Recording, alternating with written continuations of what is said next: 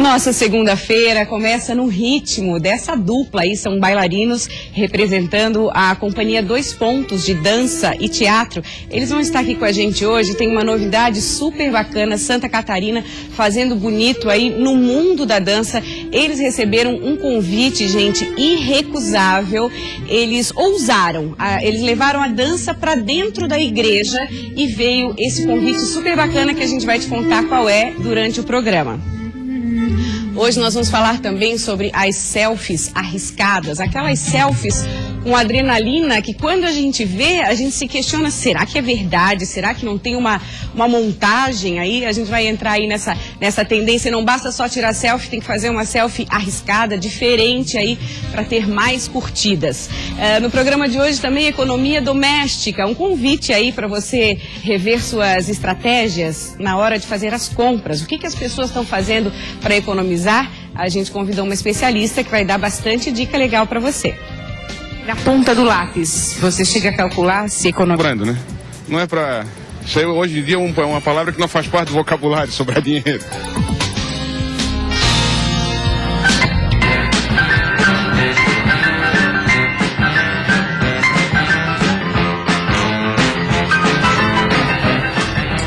Coisa boa começar essa segunda-feira na sua companhia. Boa tarde especial de toda a equipe. Deixa eu dar as boas-vindas para os nossos convidados. Marcelo Barcelos, que é professor de mídias digitais, um prazer tê-lo aqui, tudo bem? Tudo bem, boa tarde. Convidamos também a Daniela de Castro, que é psicóloga, e o Eduardo Almeida, empresário e entende tudo de adrenalina, que ele é instrutor de paraquedismo, gente. A ideia é a gente colocar em debate essa questão das selfies consideradas arriscadas, que a gente vê cada vez mais nas mídias sociais, essa mudança de comportamento. Aí eu começo perguntando para a Daniela, que é a psicóloga, qual é o X da questão, na sua opinião, essa questão de não basta tirar uma foto, a gente tem que publicar, e não basta ser uma selfie qualquer, ela tem que ter um quê a mais. Bom, a gente vive um momento em que não basta só ter, que foi um momento que já se viveu, o importante agora é parecer para os outros, ter a aprovação e a confirmação dos outros. E as selfies em locais perigosos, em situações arriscadas, elas têm esse objetivo, além de, em muitos casos, né, nos casos em que se vê uma complicação na relação com isso, é essa questão. As pessoas querem fazer selfies diferentes em situações arriscadas para, com isso, terem maior número de curtidas, ficarem em evidência, serem aprovados e reconhecidos pelos outros como sendo pessoas diferentes, né? E elas não se contentam em viver a situação de risco, né? O negócio é aparentar para os outros, mostrar para os outros que está vivendo essa situação de risco. Essa aprovação que você fala vem em formas de quantas curtidas eu tenho, dos comentários que eu recebo, quantas pessoas compartilham. Isso. São pessoas que acabam vivendo em função disso. Isso não ocorre com todas as pessoas, obviamente, que fazem o esporte radical, que vivem uma situação de adrenalina e que fotografam isso para um registro ou mesmo para compartilhar com as pessoas próximas. A questão é a associação disso à publicação nas mídias sociais e, com isso, a necessidade, o objetivo de cada vez mais se arriscar para ter esse reconhecimento e essa aprovação como sendo alguém diferente, especial e tal,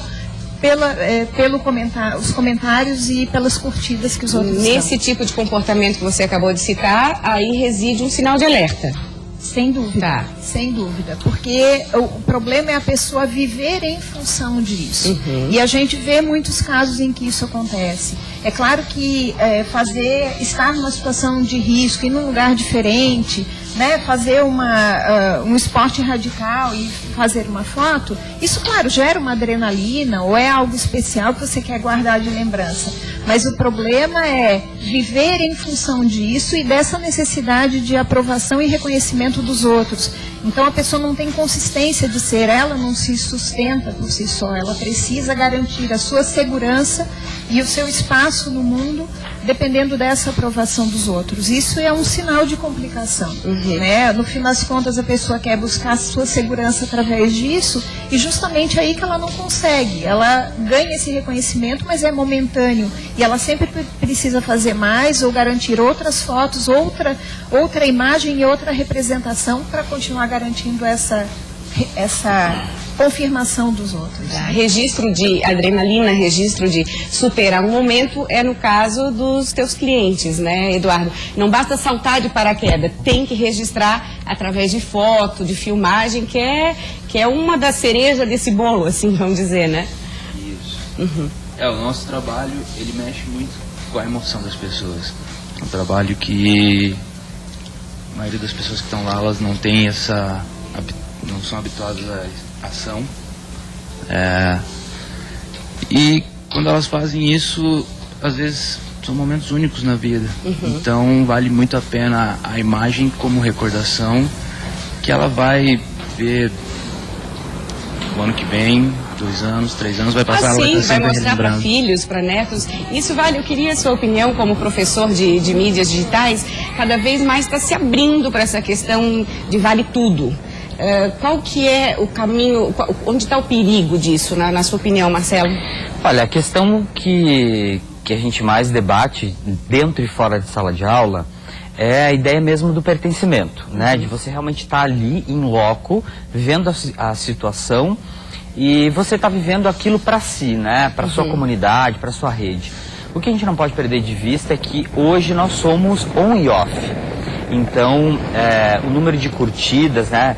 Que inclusive a colega lembrava aqui a respeito da satisfação, né, do prazer, isso libera dopamina, né? E está associado ao prazer, né? Então você está interagindo na rede e está buscando, não são apenas likes, né? Você está, na verdade, buscando essa aceitação que libera uma sensação de prazer.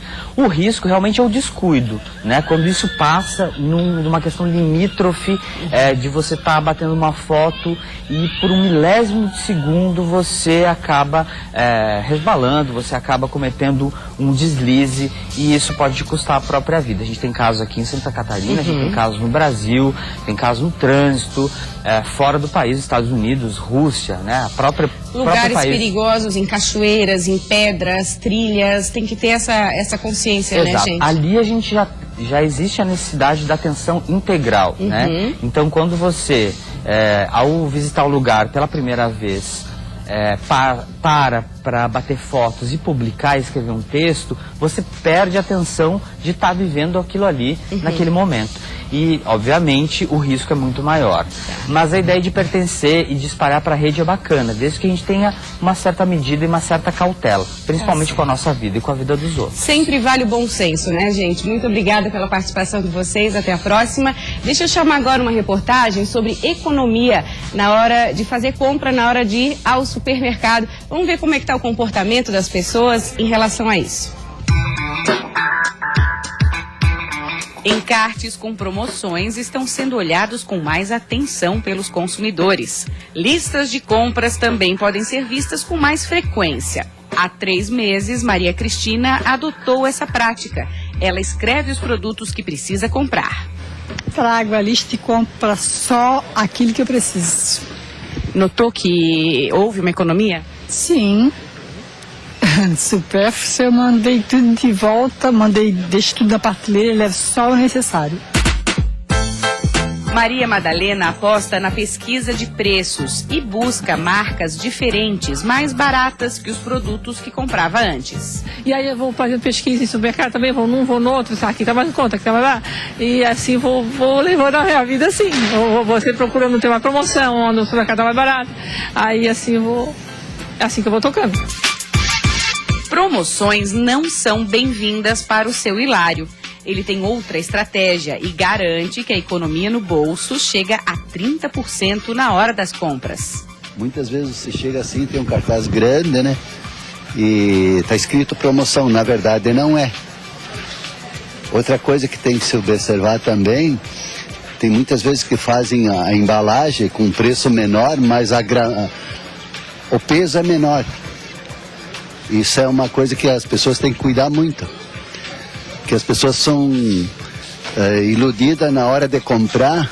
É promoção tanto, só que vai ver o peso é menos. O carrinho de compras do Everton chama atenção. Esta cena não é muito comum de se ver hoje em dia, mas ele explica que optou por vir menos vezes ao mercado. E aí, a compra tem que durar mais que um mês.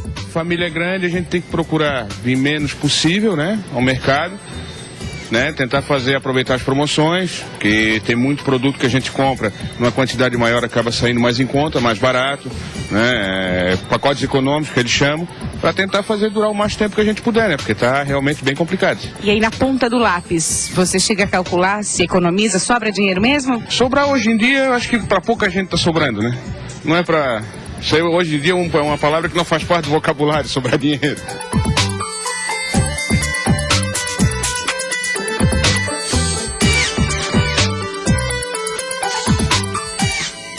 É mesmo, gente, sobrar dinheiro tá difícil de fazer parte aí do nosso vocabulário. Marlise, bem-vinda ao programa Olhares. Obrigada. Vai nos ensinar a ter de volta essa expressão no nosso vocabulário? Quem sabe, né? Quem sabe esse sobrar dinheiro pode ficar mais constante no nosso dia a dia, né? E não tão longe da realidade. Por onde começamos, eu queria que você avaliasse essas pessoas que participaram da reportagem. Estão num caminho certo, pelo jeito. Sim, são dicas ótimas, excelentes para realmente quem quer começar a ter uma mudança de padrão frente ao supermercado. Porque supermercado, na verdade, é algo que a gente precisa fazer mensalmente, ou semanalmente, ou quinzenalmente. A gente precisa abastecer a nossa casa daquilo que é necessário para sobrevivência, para alimentação, bem-estar. E para isso a gente precisa, então, seguir algumas regras, algumas normas, ou algumas dicas, talvez, para conseguir economizar e ter um pouco dessa sobra no Então final a do gente mês. já viu ali a lista que tem que fazer parte, é um hábito que tem que fazer Então, parte. acompanhado a lista, é preciso ter disciplina. Porque não adianta nada eu levar uma lista para o supermercado, chegar lá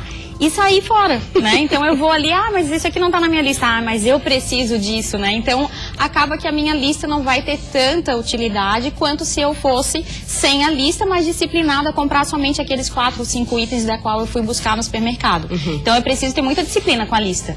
Para poder sobrar. Para poder sobrar. Eu conheço pessoas que têm o hábito de fazer supermercado uma vez por semana, principalmente aos sábados. Acaba virando um programa. Passeio. Vamos passear, vamos lá no supermercado comprar uma coisinha diferente. E aí se botar na ponta do lápis. Isso que fazer nesse caso? Então, geralmente esse passeio ele é bem-vindo, ainda mais nesse calor, no supermercado tem ar-condicionado, né? Tem uma música, então às vezes é um passeio agradável para a família.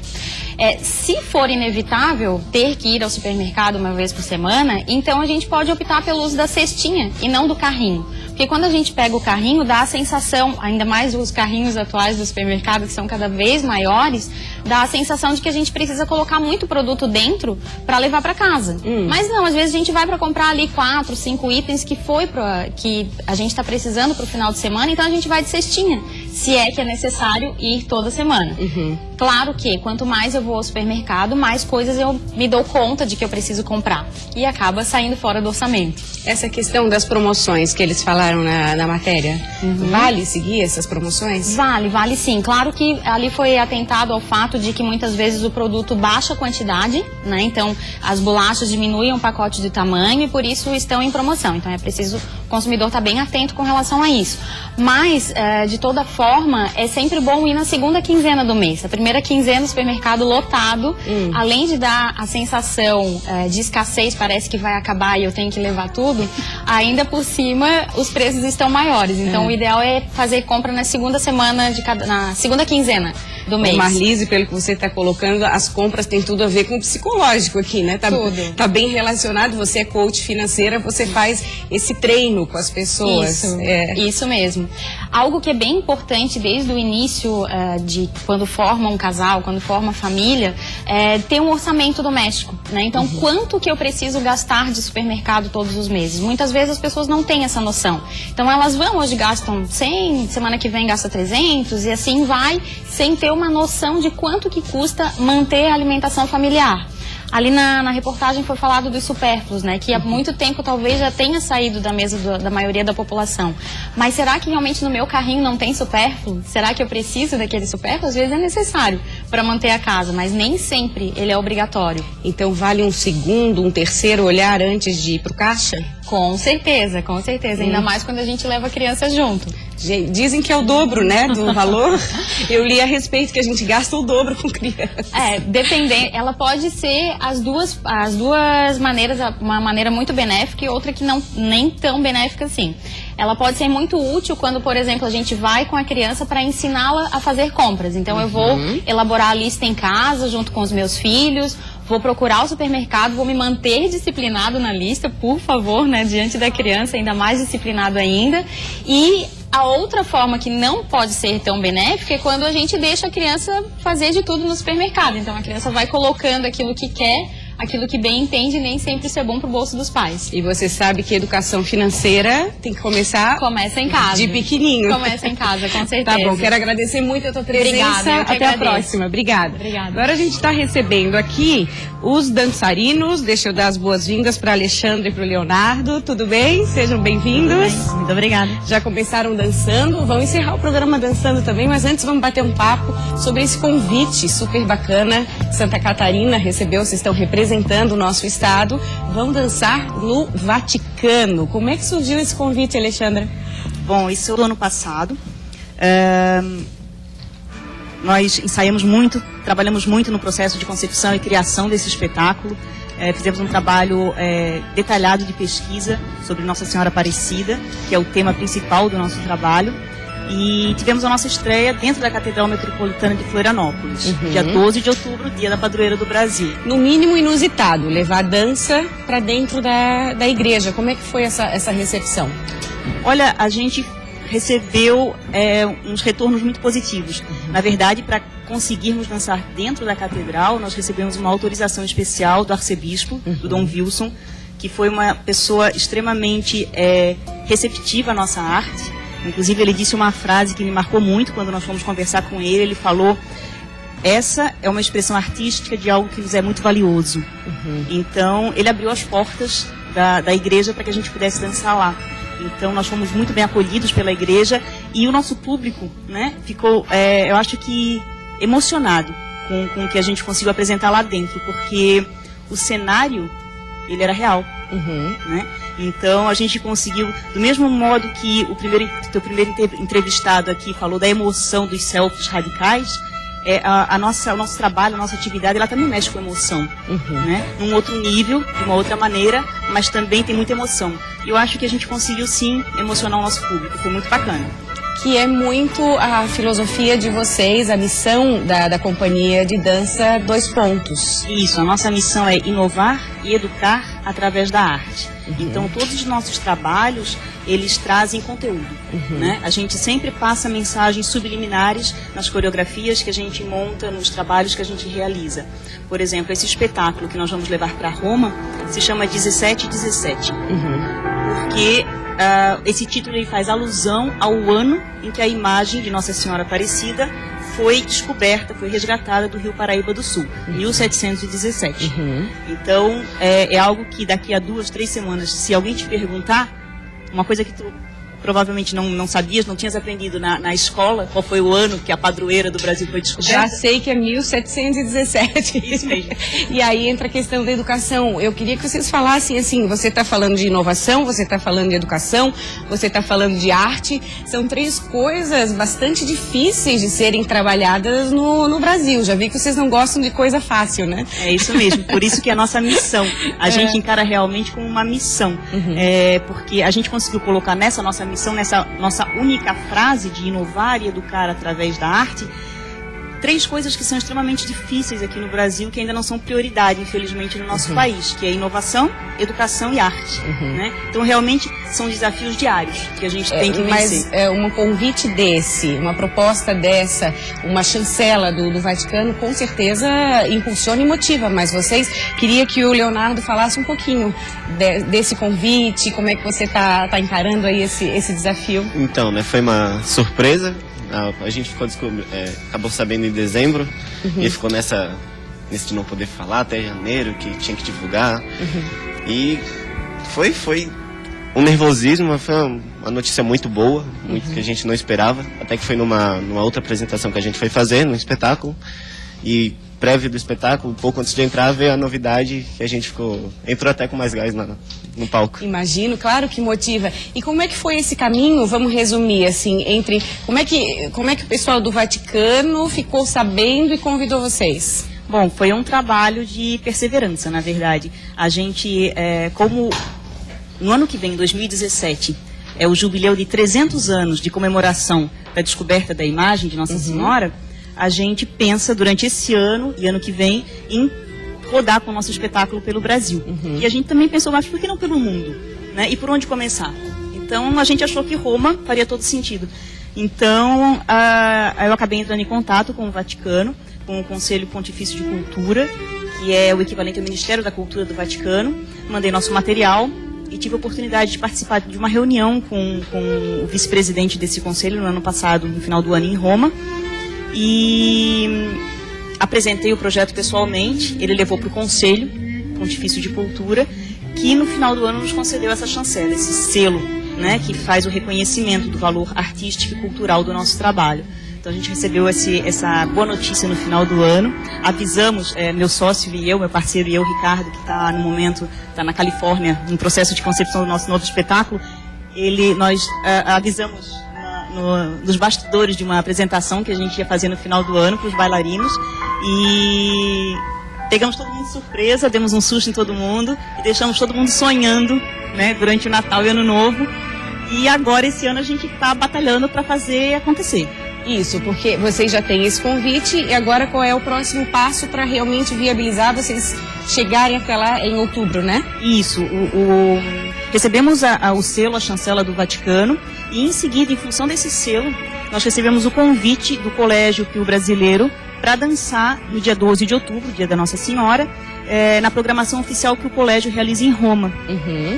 Só que esse patrocínio que recebemos do Vaticano é um patrocínio moral, né? Não inclui um aporte financeiro. Então o que a gente está fazendo agora, a gente está correndo atrás de patrocínio, né? Apoio financeiro para a gente poder viabilizar essa nossa ida em outubro. São 10 pessoas que irão na viagem. Somos 7 bailarinos e 3 pessoas da equipe. A gente já mostrou algumas imagens aqui para o nosso telespectador, um trabalho lindíssimo e é um desafio contar essa história tão significativa para a humanidade através da dança. Como é que foi a concepção do espetáculo? Então, o nosso trabalho de concepção, ele envolve muita pesquisa, né? Tanto que eu comentei que o Ricardo agora está na Califórnia, no trabalho de concepção do novo espetáculo. Para o 17 e 17 a gente fez a mesma coisa. O Ricardo também foi para Aparecida do Norte e ao mesmo tempo a gente fez um trabalho de pesquisa bibliográfica bastante extenso. A gente utilizou muitas referências e o livro do jornalista Rodrigo Alvarez foi um dos nossos carros-chefe. E figurino, tudo isso inclui, né? Uma equipe... Na verdade, é tudo pensado para passar noções de história, arte, cultura brasileira e religiosidade. Inclusive, o nosso figurino, por exemplo, essa é uma peça exclusiva, feita pela artista plástica Clara Fernandes. Então, nós temos algumas peças da Clara Fernandes, uma artista radicada aqui em Florianópolis, são todas tecidas em tear. Né? Lindo, lindo. Então, é todo um cuidado. É algo que precisa ser, ao mesmo tempo, simples, porque remete à história de Nossa Senhora, com um grau de sofisticação, que é o que a gente quer também passar para o nosso público, que a gente faz um trabalho rebuscado, um trabalho detalhado, um trabalho cuidadoso. O público de Santa Catarina vai ter oportunidade de assistir o espetáculo? Com certeza. A gente vai dançar no Teatro do SIC, Teatro Ademir Rosa, no dia 21 de abril, abrindo o Baila Floripa, que é um grande evento de dança de salão, considerado um dos maiores eventos de dança de salão do Brasil. Então, dia 21 de abril, às 8h30, no Teatro Ademir Rosa, do SIC, estaremos lá, levando 17 e 17 para o público local. Já anotem na agenda, então, dia 21 você vai poder conferir esse espetáculo tão lindo, tão super famoso já. Não é qualquer um que tem a chancela do Vaticano, né, gente? Eu vou convidar vocês para dançarem nos momentos finais, Olhares. Muito obrigada, sucesso, estaremos acompanhando, tá? Muito obrigada, Maria Já Paula. podem ficar posicionados? Obrigada. Eu vou dar um recado para você. Agora, gente, tem mais um motivo para você continuar ligado e ligada na programação da Band Santa Catarina. Ele está de volta, está chegando aí na Bercalil a partir de hoje, coladinho com Olhares. Ele vai trazer a edição do Repórter Band. Não pode perder, não troca de canal, não desliga a TV. Logo, logo ele já vem com assuntos de comunidade, assuntos de interesse geral. Não vai só mostrar problema, vai cobrar daquele jeito que você já conhece, vai cobrar atitude e soluções das autoridades. Obrigada pela sua companhia. Amanhã tem mais. Vamos ver então agora a dupla Alexandra e Leonardo. Vamos lá.